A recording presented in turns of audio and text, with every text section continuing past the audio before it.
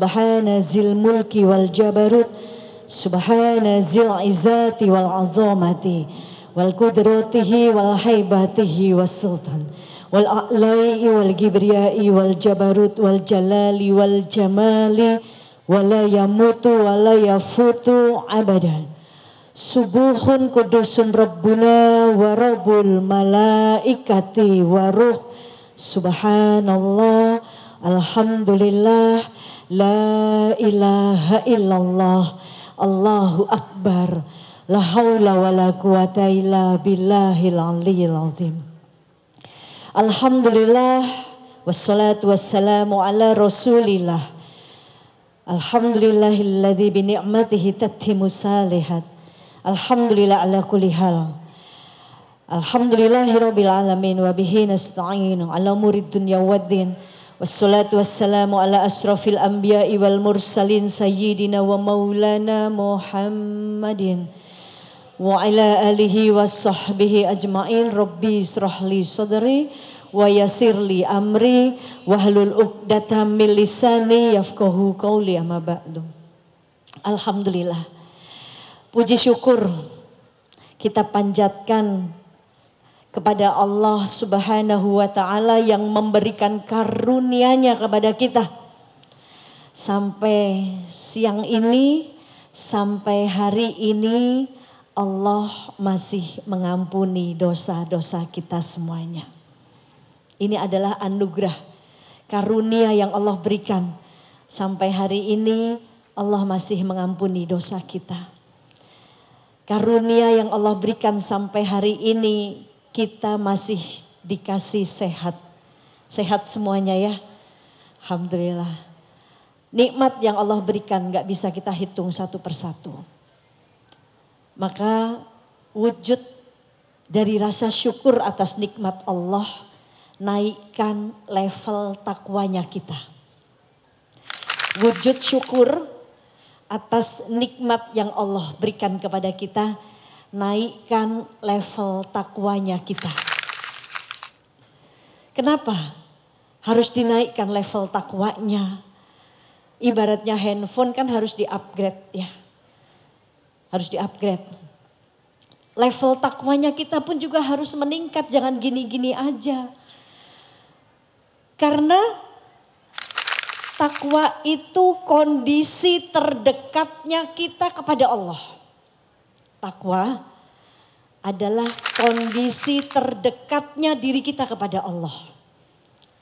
Maka wujud syukur kita yang udah dikasih nikmat banyak banget sama Allah, yang udah banyak banget diampunin dosanya, wujud syukurnya level takwanya dinaikkan. Kalau sholat fardunya kita udah gak mungkin ninggalin sholat walaupun masih mengulur-ngulur waktu sholat. Ya. Tapi naikin level sholatnya kita. Lengkapi dengan sholat-sholat sunnahnya. Bangun kedekatan kepada Allah dari tahajudnya kita. Tengah malam kita merindu, tengah malam kita menangis. Disitulah ya dekatnya kita sama Allah. Alhamdulillah atas nikmat iman, nikmat sehat, nikmat Islam. Salawat dan salam teruntuk manusia mulia, manusia teragung, manusia sempurna, manusia terhebat, manusia yang paling setia sama kita. Manusia yang cintanya dibawa sampai yaumil kiamah. Manusia yang tidak pernah berhenti memikirkan kita. Manusia yang hidupnya penuh dengan penderitaan. Kalau kita merasa diri kita paling menderita, malu sama manusia mulia ini. Kalau kita ngerasa hidup kita paling susah, malu sama manusia yang mulia ini. Kalau kita ngerasa diri kita yang kelaparan, malu sama manusia yang mulia ini. Kalau kita ngerasa diri kita yang paling kehilangan, malu sama manusia yang mulia ini. Kalau kita ngerasa diri kita yang paling dibenci sama orang, yang terpuruk dengan hinaan-hinaan orang, malu sama manusia yang mulia ini. Baginda Nabi Muhammad sallallahu alaihi wasallam. Manusia yang waktunya, hartanya dihabiskan untuk memikirkan umatnya. Yang tidak pernah memikirkan dirinya sendiri. Bahkan ketika ajal menjemput pun masih memanggil nama kita. Manusia yang paling setia dengan kita. Kita merasa pasangan kita paling setia. Kita merasa diri kita paling setia dengan pasangan kita. Kita merasa anak-anak kita paling setia terhadap kita. Tidak. Ada saat nanti, hari dimana ketika hari itu datang semuanya nafsi-nafsi. Ketika hari itu datang matahari di atas kepala kita. Ketika hari itu datang semua orang saling berlari. Ketika hari itu datang kita tidak mengenal satu sama lain. Kita yang katanya setia dengan suami, dengan pasangan kita. Ketika hari itu tiba, kita tidak mencari pasangan kita. Nafsi-nafsi, dengan rasa takut, dengan keadaan tubuh yang telanjang satu sama lain. Keringat bercucuran. Suami yang katanya setia dengan istrinya. Hari dimana ketika hari itu datang, sepenggal matahari ada di atas kepala kita. Seorang suami pun tidak mencari istrinya. Seorang ibu yang sangat cinta dengan anaknya saat itu. Hari dimana ketika hari itu datang, seorang ibu pun tidak mencari anaknya. Semua nafsi-nafsi. 11 miliar jadi satu kumpul di padang mahsyar, baru umat Nabi Muhammad saja. Belum umat-umat yang lainnya.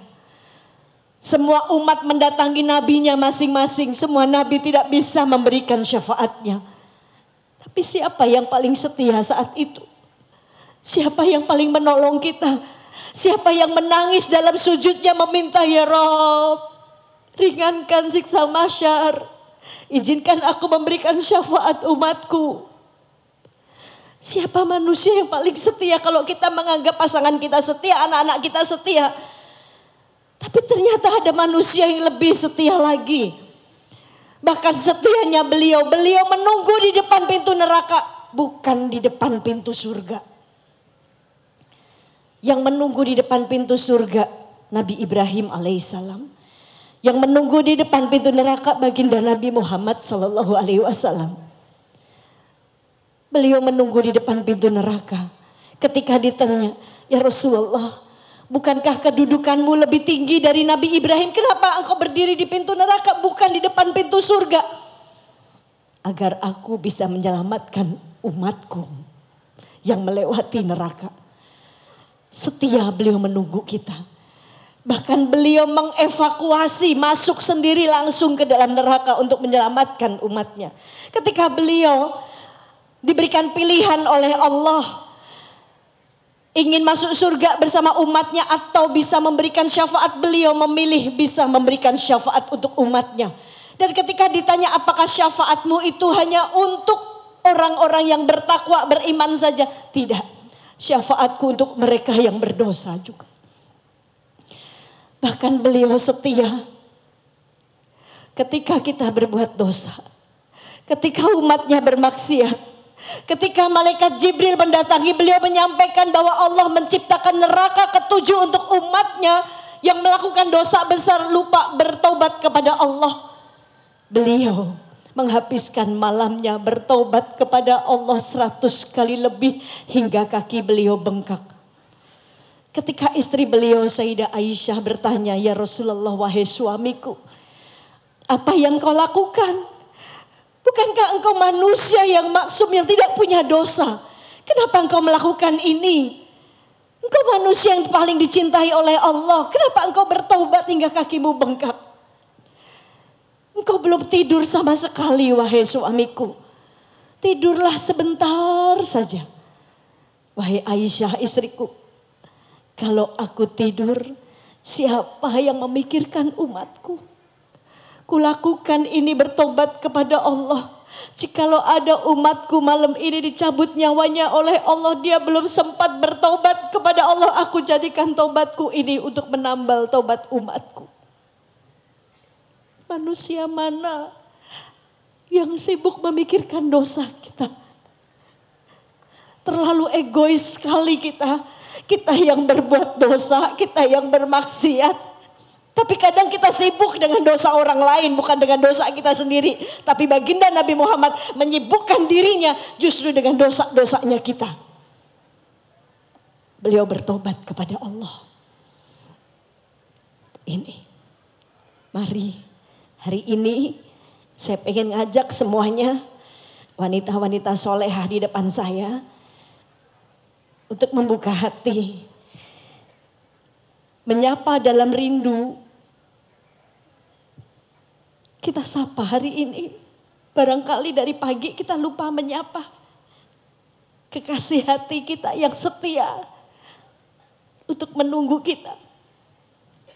Saya mau tanya, kapan sih Nabi Muhammad itu bahagia? Kapan Rasulullah bahagia? Rasul bahagia kapan? Dan apa yang membuat Rasul bahagia?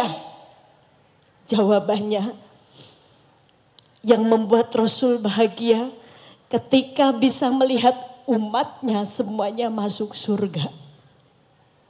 Itu kebahagiaan Rasul. Dan kapan Rasul bahagia? Ketika bisa duduk di surga bersama umatnya.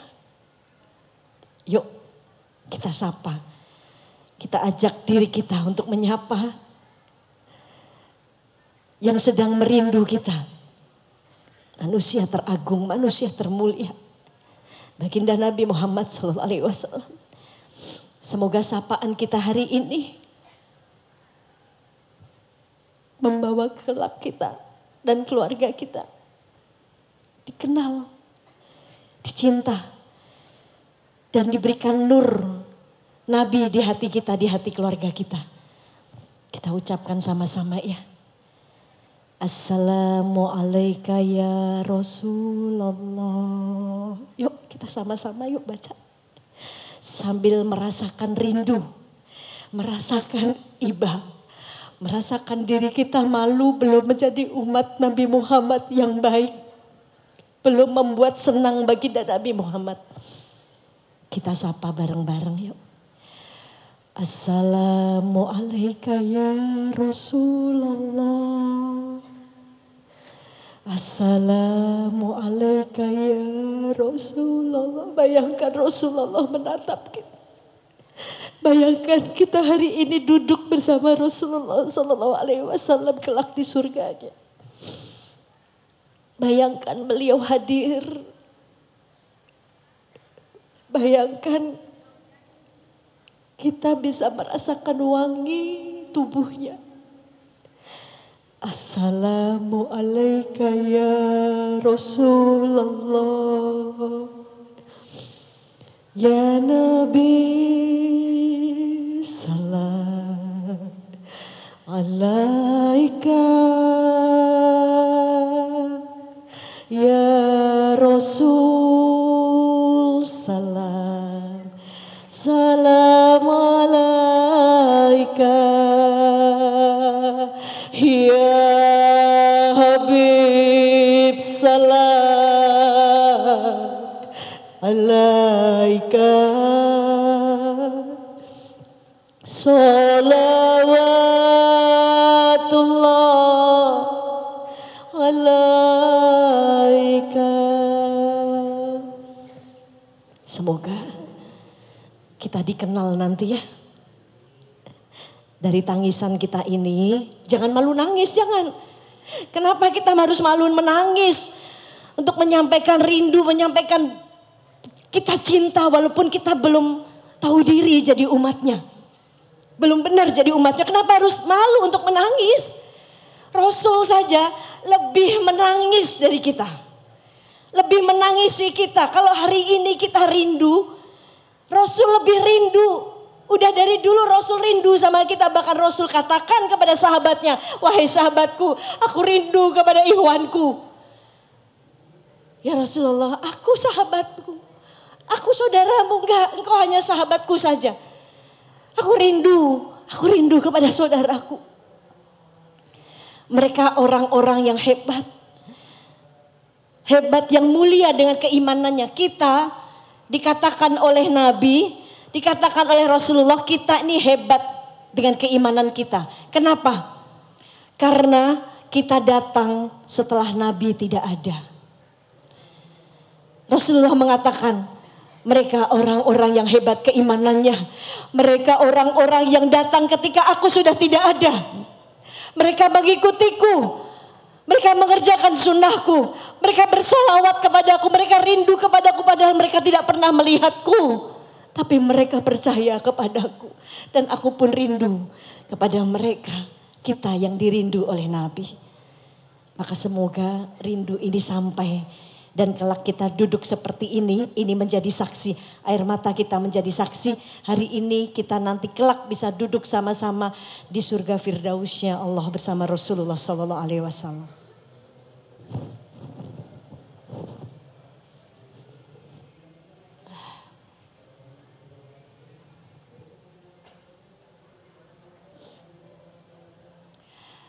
Saudaraku, wanita-wanita hebat, wanita-wanita solehah. Yang insya Allah dirindukan surga. Kalau tadi saya bilang, kalau kita merasa diri kita paling capek dengan ujian, kalau kita ngerasa diri kita paling menderita, paling sakit dihina, paling dibenci, salah. Ada yang lebih merasakan itu. Bagaimana baginda Nabi kehidupannya. Tapi baginda Nabi tidak pernah putus asa. Kekasih Allah. Ya, hidupnya lebih menderita dari kita. Tapi tidak pernah putus asa. Lalu kenapa kita kadang ketika dikasih ujian yang membuat kita lelah, membuat kita capek. Kadang kita putus asa. Kenapa? Jawabannya karena kita nggak yakin itu. Yakin kepada siapa? Allah. Karena kita nggak yakin kepada Allah. Ya. Karena kita menganggap ujian adalah hukuman. Kita nggak menganggap ujian, apapun bentuk ujiannya, nggak ada di sini yang gak diuji. Pasti semuanya diuji dengan ujiannya masing-masing, dengan masalahnya masing-masing. Tapi kenapa kadang kita melihat ada seseorang ketika diberikan masalah, ketika diberikan ujian, dia nyantai aja. Dia semakin bisa istiqomah. Kenapa? Karena yakin bahwa ujian bukan hukuman. Karena ujian adalah tanda cinta Allah dengan cara yang berbeda. Bahkan di dalam hadis riwayat Tirmizi, Rasulullah Sallallahu Alaihi Wasallam bersabda, barang siapa yang dikehendaki kebaikan oleh Allah, maka Allah akan segerakan hukumannya di dunia dengan musibah, ujian, kesusahan, hingga nanti ketika berjumpa dengan Allah tidak ada dosa sedikit pun. Dan barang siapa yang dikehendaki keburukan oleh Allah, maka Allah akan biarkan dia dengan dosa-dosanya. Hingga nanti ketika menghadap kepada Allah, dosa-dosanya dikerjakan di dunia, ketika nanti menghadap kepada Allah, tidak ada kebaikan satupun yang dia bawa. Maka harusnya hadis ini membawa sebuah keyakinan kepada kita.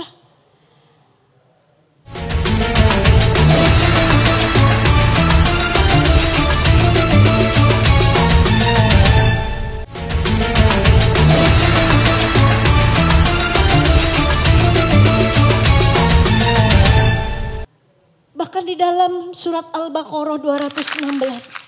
Allah mengatakan, ya, ketika kita mencintai sesuatu, ya, yang mungkin apa yang kita sukai itu buruk bagi kita. Tapi ketika kita membenci sesuatu, justru itu yang kita benci adalah sebuah hal yang baik bagi kita. Di sini Allah ingin meyakinkan kepada kita. Ketika kita sedih, Allah yang paling tahu sedihnya kita. Betul gak ketika kita sedih? Ketika kita lelah, Allah cuma kepengen kita itu mendekat. Cuma dalam sujud kita berbisik di bumi, di langit mendengar. Kita sujud aja, ya Allah saya lelah. Allah tuh bisikin ke kita, la tahzan hambaku, aku bersamamu. Siapa yang bersama kita? 24 jam, jawab. Apakah suami? Anak? 24 jam anak ada gak sama kita? Pasangan kita gak 24 jam sama kita? Siapa yang paling setia? Allah setia menunggu kita. Dengan rintihan kita. Belum tentu pasangan kita mau dengar keluh kesahnya kita. Tapi Allah yang tidak pernah meninggalkan kita mendengar keluh kesahnya kita. Lalu kenapa kita harus menjauh dan putus asa kepada Allah? Kalau capek, sujud aja. Ya Allah, saya capek. Cuma bisikin gitu doang, berbisik di bumi, langit itu mendengar. Tapi kalau kita lelah, kita sampaikan ke teman kita, belum tentu teman kita ini senang dengan lelahnya kita. Tapi Allah senang banget dengerin lelahnya kita. Saudaraku, sebentar aja. Sebentar kok ujian itu sebentar. Ujian di dunia itu sebentar. Besok kita mati, selesai urusan kita. Besok kita mati, selesai ujian kita.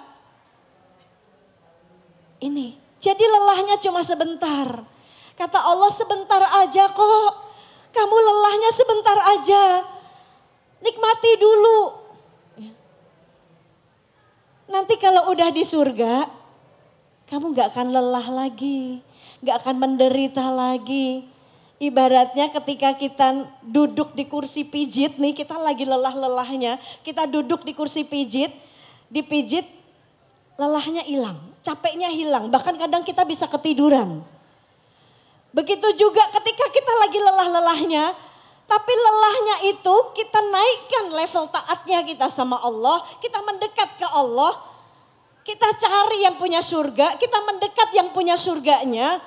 Maka ketika kita udah sampai duduk di surga, udah gak ada lelah lagi. Maka kata Allah, wahai hambaku, sebentar aja kok lelahnya. Jangan ngerasa kita paling diuji, jangan. Karena di surat Al-Baqarah ayat 155 semuanya diuji. Dengan rasa takut, dengan rasa lapar, kehilangan, harta, benda. Semuanya. Kehilangan tuh luas ya. Ada yang kehilangan, ada yang sakit mentalnya, ada kehilangan kepercayaan dirinya. Ada yang kehilangan teman, kehilangan kepercayaan teman, semuanya kehilangan luas. Tapi apa penyemangat dari Allah untuk kita? Allah katakan, wabasyiri sobirin. Sampaikan kabar gembira kepada orang-orang yang sabar. Berarti akan ada kabar gembira dari Allah ketika kita bisa sabar. وَلَنَبْلُوَنَّكُمْ بِشَيْءٍ مِنَ الْخَوْفِ وَالْجُوعِ وَنَقْصٍ مِنَ الْأَمْوَالِ وَالْأَنْفُسِ وَالثَّمَرَاتِ وَبَشِّرِ الصَّابِرِينَ. Dan pasti kami mengujimu dengan sedikit saja ketakutan, kata Allah. Sedikit ya, Allah tulis di situ, dan pasti aku mengujimu dengan sedikit rasa takut. Sedikit, tapi kadang kita manusia takutnya banyak banget. Kita takut ketika kita kehilangan pasangan, kita takut ketika kita kehilangan jabatan, kita takut ketika kita kehilangan teman. Ketika kita dijauhi sama teman, kita takut ketika kita kehilangan pekerjaan kita. Tapi kita nggak takut ketika kita kehilangan Allah. Kita nggak takut ketika kita kehilangan waktu kita untuk dekat dengan Allah. Ini, kita boleh kehilangan apapun. Tapi karena Allah, jangan sampai gara-gara urusan dunianya kita kehilangan yang punya dunia. Bagi Allah itu kecil sekali untuk mengabulkan doa kita. Ya. Siang aja bisa diganti malam dengan cepatnya. Allah saja bisa mengatur matahari sama bumi, bulan ini gak bertabrakan. Cuma buat ngatur kita doang yang kadang kita susah diatur. Kecil banget buat Allah. Tapi kenapa kadang kitanya gak yakin. Gak mau menunggu pertolongannya Allah. Gak mau sabar dulu untuk terus menjalin kedekatan dengan Allah. Para nabi saja sabar menunggu datangnya pertolongan Allah. Nabi Ibrahim sabar menunggu datangnya pertolongan Allah ketika Nabi Ibrahim dibakar oleh Raja Namrud. Lihat, pertolongan Allah datang, api menjadi dingin. Nabi Ibrahim berarti menunggu dengan sabar pertolongan Allahnya dalam keadaan yang mencekam. Nabi Yunus menunggu datangnya pertolongan Allah dalam keadaan yang mencekam di dalam perut ikan. Bertahun-tahun. Nabi Yusuf menunggu datangnya pertolongan Allah di dalam sumur ketika dibuang oleh saudaranya. Lalu kita menunggu pertolongan Allah, keadaannya gak mencekam. Kadang kita masih bisa tidur nyenyak di rumah. Tapi kadang masih banyak orang-orang yang gak mau sabar, yang putus asa hingga akhirnya dia bunuh diri. Gak yakin bahwa Allah bersama dia. Maka saudaraku, yuk ketika kita capek, pegang dada kita, rasakan, bilang terima kasih ya kamu mau bertahan. Kadang teman kita gak mau bertahan. Kayaknya capek banget yang ngeliat lu ya, curhat mulu. Kan gitu ya. Kadang teman kita bosan gak mau bertahan sama kita. Duh capek banget deh ngeliat ente ah. Jangan curhat mulu dong gitu. Suami juga belum tentu. Ih kamu mah ngeluh mulu jadi istri. Jadi siapa yang paling tahu keadaan kita? Jawab. Yang tegas, siapa yang paling tahu keadaan kita? Allah. Allah yang paling tahu lelahnya diri kita. Pasangan kita belum tahu. Belum tentu tahu kita lelah. Anak kita belum tentu tahu kita lelah. Tapi Allah yang paling tahu. Lelahnya kita, lukanya kita, kecewanya kita, capeknya kita. Allah yang paling tahu keadaan kita. Maka ud'uni astajib lakum. Mendekat kepadaku, datang kepadaku, meminta kepadaku, aku akan kabulkan. Kata Allah gitu. Bahkan di dalam hadis qudsi Allah katakan, aku ya cinta kepada hambaku yang datang menemuiku membawa hati yang hancur.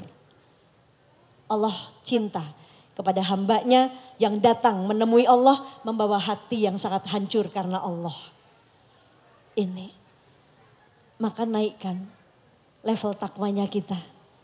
Dan baik sangka ketika kita lelah, kita kehilangan, ditinggalkan teman, sampaikan aku punya Allah. Apa? Kurang semangat?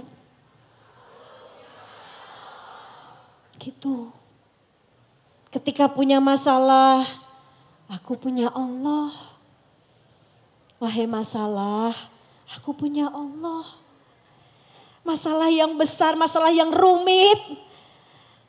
Ketika kita mendekat duduk di atas sajadah berkholwat kepada Allah. Sujud, pegang dada kita ketika kita duduk. Hasbunallah wa ni'mal wakil. Ni'mal maula wa ni'man nasir. hilang tuh lelah. Lupa tuh masalah. Allah senyum, kasihan hambaku gitu. Sabar ya hambaku, bentar doang kok capeknya.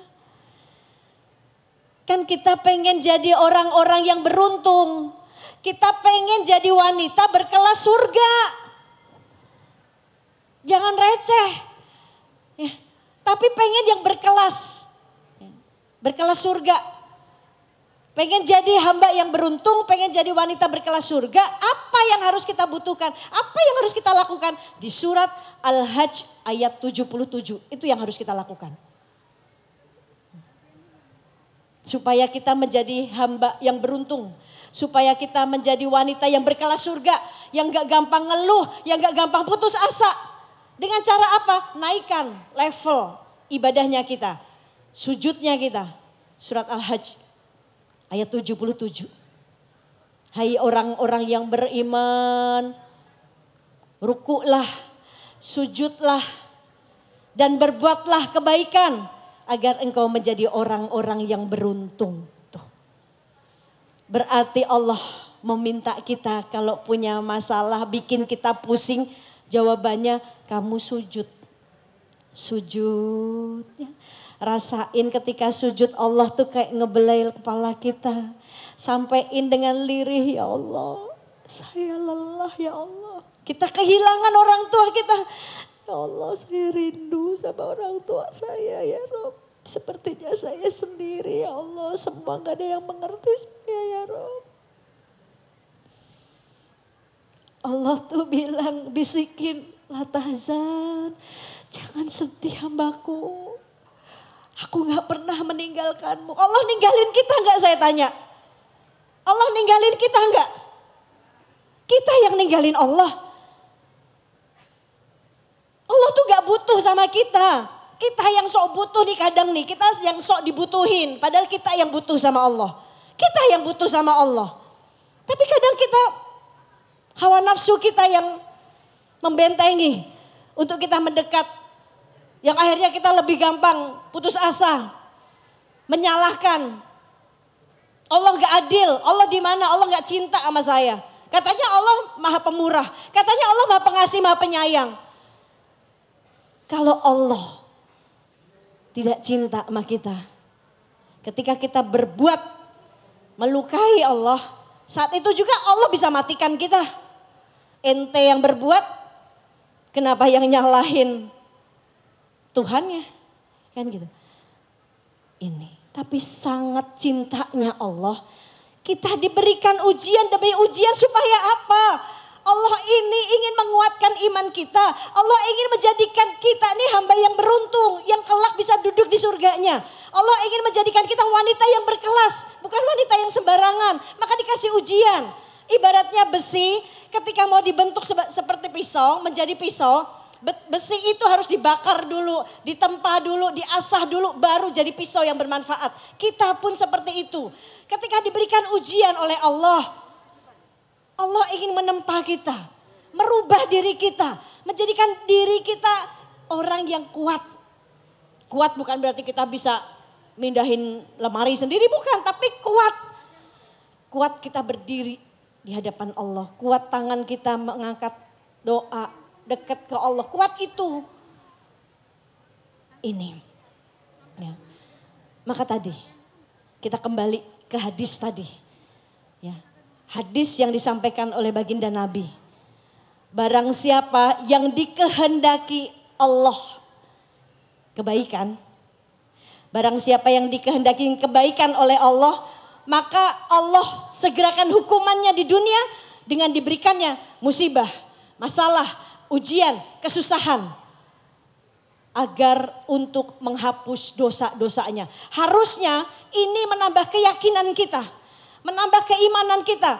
Bahwa ketika kita diuji jangan putus asa. Oh ini untuk menghapus dosa-dosa saya. Karena saya banyak dosa. Karena sesuatu yang baik pasti datang dari Allah. Tapi sesuatu yang buruk itu atas ulah kita sendiri. Jangan nyalahin Allah. Tapi kita jadikan muhasabah. Dengan hadis ini kita jadikan muhasabah. Oh iya. Menjadikan penyemangat. Bahwa ketika diuji bertubi-tubi. Ya, Allah hanya ingin menghapuskan semua dosa-dosa kita supaya nanti ketika kita berjumpa dengan Allah tidak ada dosa yang kita bawa. Tapi ketika Allah barang siapa yang dikehendaki keburukan oleh Allah, maka Allah akan membiarkan dia dengan dosa-dosanya. Hingga ketika berjumpa dengan Allah, tidak ada kebaikan satupun yang dia bawa. Kita diberikan pilihan, kita mau pilih yang mana. Hadis ini ya, Nabi pernah menceritakan sebuah kisah. Di kisah ini ada dua raja. Ada dua raja, yang satu rajanya zolim sekali. Raja zolim sama raja yang baik dan bijaksana. Raja yang zolim ini sedang sakit, dua-duanya sakit. Dua-duanya sakit. Raja yang zolim sakit, raja yang baik yang bijaksana sakit. Ketika raja yang zolim sakit, dia memanggil para tabib untuk menyembuhkan. Dan tabib itu mengatakan bahwa kamu bisa sembuh ketika kamu makan ikan. Ya, disebutkanlah ikannya. Dan kebetulan ikan itu musiman, baru ada. Tapi Masya Allah, atas kehendak Allah,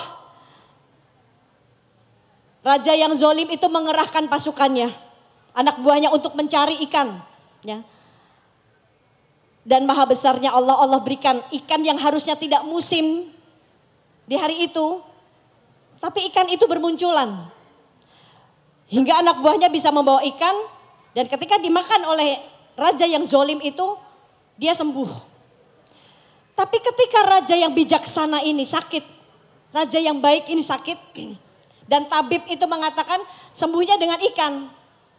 Dan ikan itu harusnya sekarang musim. Dicari. Semua anak buahnya mencari. Tapi tidak ada satupun ikan yang dia dapat. Hingga malaikat bertanya kepada Allah, ya Allah, apa yang sedang kau lakukan? Dua raja ini, satu raja yang zolim, kenapa engkau berikan ikan-ikan tersebut? Padahal dia zolim. Sedangkan raja, hingga dia sembuh. Sedangkan raja yang bijaksana pun dia sakit. Raja yang baik ini sakit tapi engkau tidak memberikan ikan sedikit satupun hingga dia meninggal. Kenapa kau lakukan ini? Apa penyebabnya ya Allah? Tanya malaikat. Apa jawab Allah? Raja yang zolim ini pernah melakukan satu kebaikan. Hingga kebaikannya aku balas di dunia. Aku selesaikan di dunia kebaikannya. Supaya ketika dia kembali kepadaku, hanya dosa saja yang dia bawa. Tapi raja yang baik ini, dia pernah melakukan satu kesalahan di dunia. Hingga kesalahannya aku segerakan hukumannya di dunia. Dia tidak aku berikan ikan hingga dia meninggal. Sampai akhirnya nanti dia datang menemuiku dengan segala kebaikannya tanpa dengan dosa-dosanya. Ini bisa kita ambil pelajaran. Apa yang kita lakukan di dunia dengan segala maksiatnya. Dengan segala maksiat tapi kita terlena. Kadang kita terlena, kita tidak diberikan ujian oleh Allah hingga membuat kita senang hidup kita tanpa ujian. Jangan-jangan Allah akan mengambil semua pahala-pahala kita. Hingga kita berjumpa dengan Allah, dosa yang kita bawa. Tapi ketika kita diberikan ujian oleh Allah, hingga kita membuat kita lelah, capek, mau putus asa tapi enggak jadi. Melihat Allah punya rahmat, ya.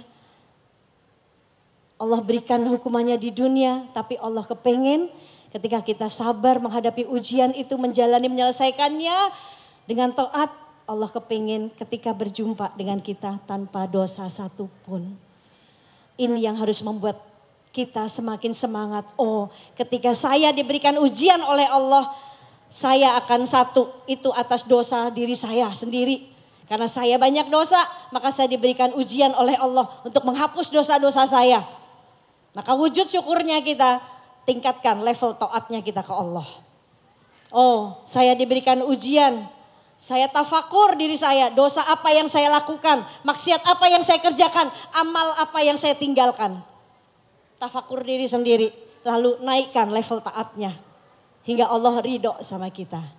Ini tadi, apa yang kadang kita sukai belum tentu itu baik bagi kita. Di surat Al-Baqarah 216.